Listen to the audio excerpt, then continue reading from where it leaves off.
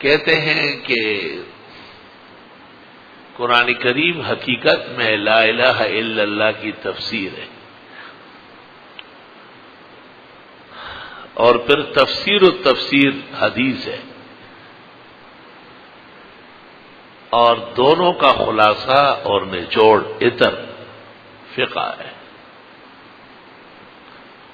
خواہ وہ مالک کی فقہ ہو، احمد ابن حنبل کی ہو، امام شافعی کی ہو، لیکن سب سے عظیم فقہ سبع سماوات کی طرح مقتدر، جامع، تمام ضروریات پر مشتمل، وہ امام اعظم ابو حنیفہ رحمۃ اللہ علیہ کی فقہ ہے۔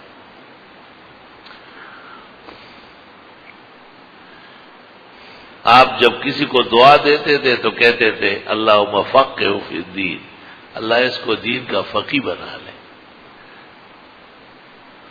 معاذ بن جبل نے کہا قرآن کا فیصلہ کروں گا، آپ نے کہا وہاں نہ ہو، پھر اس نے کہا سنت کو دیکھ کے فیصلہ کروں گا، کہ سنت بھی نہ ملے پھر کیا کرو گے؟ اس نے کہا فقہ استعمال کروں گا۔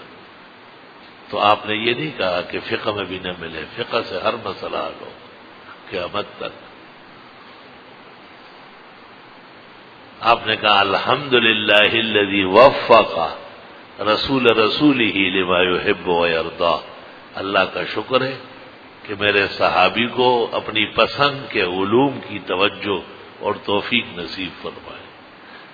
عجیب بات ہے کہ قرآن پر آپ نے الحمدللہ نہیں پڑھا، سنت پر نہیں پڑھا، لیکن جب فقہ پر پڑھا معلوم ہوتا ہے کہ فقہ عین قرآن عین سنت، اور ان کے وہ علوم جس پر ایمان لانا، جس پر عمل کرنا ضروری ہے، اس حصے کا نام فقہ ہے۔ مثلا قرآن کریم کے اندر موسیٰ علیہ السلام کا قصہ ہے، فرعون کے ساتھ، بنی اسرائیل کے ساتھ، داؤد علیہ السلام کے واقعات ہیں، سلیمان علیہ السلام کے تاج و تخت کے بیانات ہیں،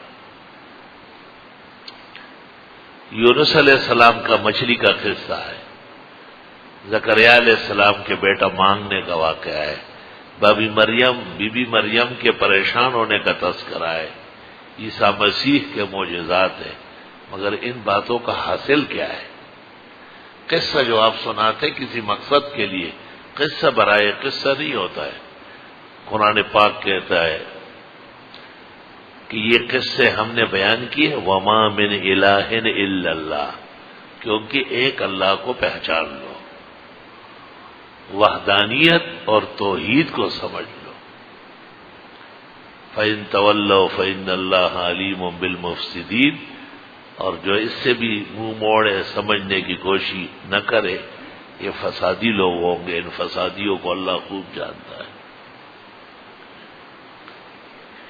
تو چونکہ فقہ وہ اصل نچوڑ امام بخاری سے کئی منقول ہے کہ زبدۃ القرآن والسنہ، قرآن کریم اور سنت کا مکھن، وہی نچوڑ خلاصہ وہ فقہ ہے۔ لا الہ الا اللہ، استغفر اللہ واتوب الیہ۔ آپ نے ایک شخص کا ذکر کیا کہ وہ بڑا بزرگ آدمی تھا، جریج نام تھا، اور وہ نماز پڑھ رہا تھا۔ ماں نے اس کو کہا یا جریج، بیٹے کہاں ہو؟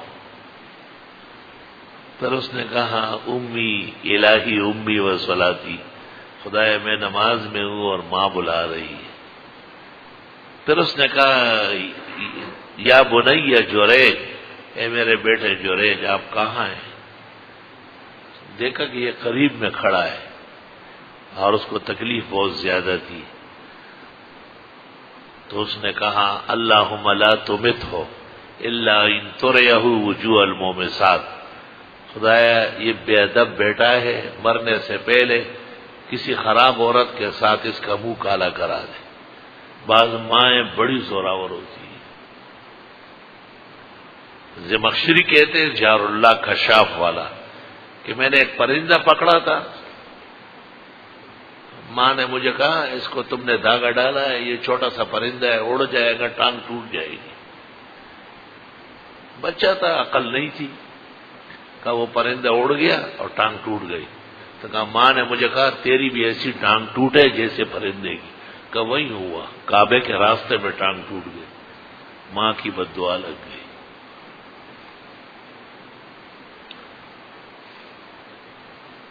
اللہ اکبر۔ خیر وہ طویل قصہ ہے کہ ایک چرواہے سے بر گئی اور اس غریب صوفی صاحب پہ الزام لگایا کہ اس نے خانقاہ سے اتر کر کے یہ کارنامہ انجام دیا ہے۔ تو لوگ ایسے لوگوں پہ جلدی حملہ ہوتے، آ کے مارا پیٹا، جگڑی وگڑی اس کے توڑ دی۔ انہوں نے پوچھا کیا معاملہ ہے؟ کہا ایک عورت نے بچے دیا ہے اور وہ آپ کا نام لیتی ہے۔ تو جریج نے کہا میں نے تو کوئی ایسی عورت نہیں دیکھی۔ کہا اب تو آپ کہیں گے لیکن آپ نے حمل تو اس کا کرایا ہے۔ اس نے کہا وہ عورت کہاں ہے اور بچہ کہاں ہے؟ وہ وہاں بیٹھی ہے اور اس کے گود میں بچہ ہے جو 3-4 دن پہلے ہوا ہے۔ جریج نے کہا اگر یہ بچہ کہے اور اپنا باپ بتا دے پھر؟ لوگوں نے کہا وہ کیسے بولے گا؟ کہا میں اللہ سے کہہ دوں گا۔ اللہ تعالیٰ سے دعا مانگی کہ اللہ اگر میں نے کوئی زنا نہیں کیا ہے اور میں پاک صاف ہوں تو اس معصوم بچے کو بولنے دے۔ وہ بچہ بول پڑا اور اس نے کہا وہ جو دوسرے جنگل میں چرواہا ہے میں اس کا بیٹا ہوں۔ لوگوں نے کہا کہ ہم یہ جھونپڑی آپ کی سونے کی بنانا چاہتے۔ اس زمانے کا پیر ہوتا تو کہتا ہاں میرے بیٹے کے لیے بنا لے، لیکن وہ سچا پیر تھا، اس نے کہا مجھے سونے چاندی کی ضرورت نہیں، جن خس و خاشاک اور لکڑیوں سے اور کانٹوں سے پہلے بنی تھی اس طرح بنا کے دے دو۔ اب دیکھیں یہ کرامت والا اتنا ہے، ولی ہے، بزرگ ہے، مقدس ہے کہ اس کے ایک ادنا اشارے پر معصوم بچہ بول پڑا۔ جب یہ واقعہ ہمارے پیغمبر نبی کریم صلی اللہ علیہ وسلم بیان کرنے لگے تو آپ نے فرمایا جریج میں سب چیزیں تھی مگر فقہ کی کمی تھی۔ لو کان جریج فقیہا، کاش کہ وہ فقہ جانتے۔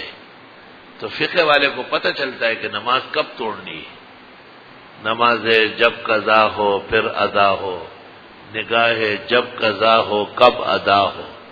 اور ماں جو اتنی تکلیف میں اور اتنے رنج میں تڑپ رہی تھی تو نماز توڑ کے جانا چاہیے تھا، لیکن یہ بوجہ فقہ نہ سمجھنے کے، جیسے ہم یہاں مسئلے بیان کرتے ہیں ایک آدمی پلر کے پیچھے جا کے لمبی لمبی نیت باندھتا ہے، کاش کہ اس میں عقل ہوتی اور دینی سمجھ ہوتی تو اس کو پتہ ہوتا کہ یہ مجلس پھر نہیں ہوگی اور نفلوں کی رات تو پوری موجود ہے۔ یہ کون سی کتاب میں کہ آپ عشاء سے متصل نفل پڑھیں، آپ جتنی دیر سے پڑھیں گے اجر بڑھے گا۔ تو حضرت نے فرمایا کہ اگر جریج فقی ہوتا لاجاب امہ، نماز توڑ کر ماں کو جواب دے دیتا۔ اس سے پتہ چلتا ہے کہ فقی کا کام پوری دین کی رہنمائی ہے، دین میں نماز پڑھنا بھی ہے اور بعض اوقات نماز ہٹانی بھی ہے۔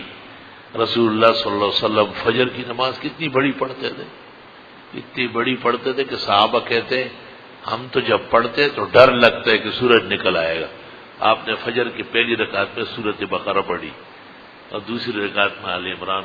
کوئی دنیا کا حافظ نہیں پڑھ سکتا، تراویح کی طرح پڑھے تو پڑھتا ہوگا، لیکن سفر جب آپ کرنے لگے ابو داؤد میں ہے تو آپ نے پہلی رکعت میں قل اعوذ برب الفلق اور دوسری رکعت میں قل اعوذ برب الناس پڑھی، اور نماز کے بعد حضرت معبد جوہنی کو کہا کتنی بہترین نماز ہے، کتنی اچھی نماز، اس کو عقل چاہیے سمجھنے کے لیے۔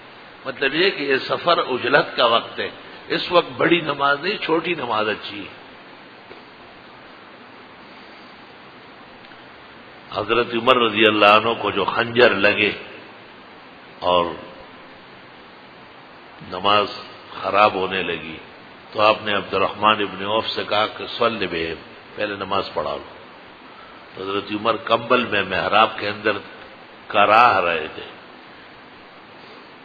عبد الرحمن ابن عوف نے اسی طرح قل اعوذ برب الفلق قل اعوذ برب الناس سے فجر پڑھا لی. اور صحابہ کہتے ہیں ہم نے قیامت سے پہلے مدینہ منورہ میں قیامت دیکھی ہے کہ حضرت عمر کو خنجر لگے اور نیزے لگے اور بعد میں وہیں شہادت ہو گئی.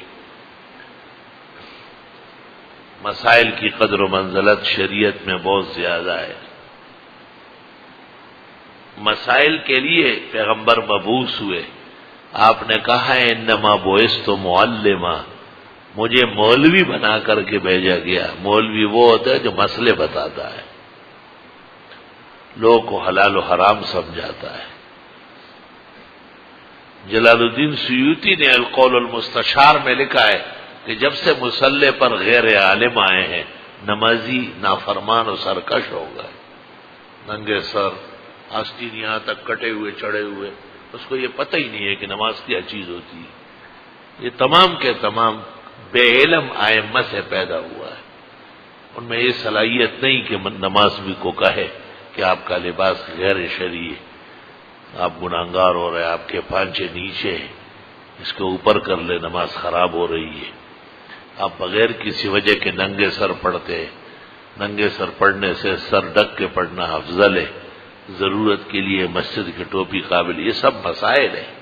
اس کی اپنی جگہ ایک حقیقت ہے اور اس سے زندگی بنتی ہے. زندگی تسبیحات سے نہیں بنتی، بہت زیادہ تلاوت سے نہیں بنتی، صرف پڑھنے سے نہیں بنتی، بلکہ زندگی بنتی ہے دین کے مدعا سمجھنے سے کہ دین کا منشا کیا ہے، دین کیا چاہتا ہے ہم سے. ربنا وبعث فیہم رسولا منہم یتلو علیہم آیاتک. خواہ یہ پیغمبر تو آئے اس لیے کہ قرآن پڑھائے. کیا پڑھائے؟ وَيُعَلِّمُهُمُ الْكِتَابَ وَالْحِکْمَةَ، قرآن شریف کا درس دے اور سنت کا درس دے اور فقہ سمجھائے. وَيُزَكِّيهِمْ، اور ہمیشہ کے لیے پاک صاف ہو جائے.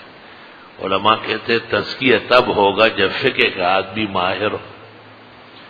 ہمارے اساتذہ کہا کرتے تھے کہ یہ شیخ عبد القادر جیلانی، معین الدین چشتی، فرید گنج شکر، نظام الدین اولیاء، ان سے مقام اور مرتبے میں کنز قدوری، ہدایہ اور شرع وقایہ والے بڑے ہیں، کیونکہ انہی کتابوں پر عمل کر کے یہ لوگ اولیاء بنے ہیں اور اللہ تعالیٰ کے نیک بندے کمال تک پہنچ چکے ہیں.